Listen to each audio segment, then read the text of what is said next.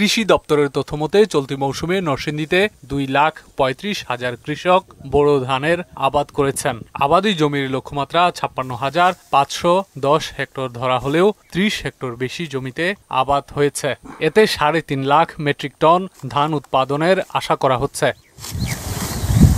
Walton fridge কিনে অনেকের মতো আপনিও হয়ে যেতে পারেন মিলেনিয়াল সেরা পণ্যের সেরা অফার। গত বছরের চেয়ে এবার ফলন ভালো হওয়ায় খুশি চাষিরা।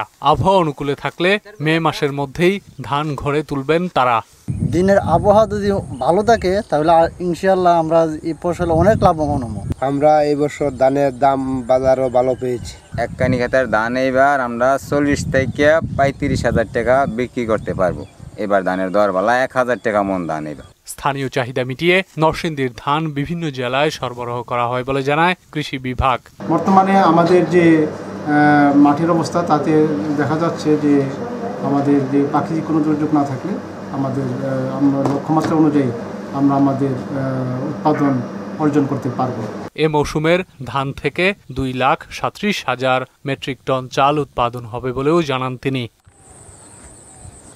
তানজিদ ভুইয়া, মোহনা সংবাদ।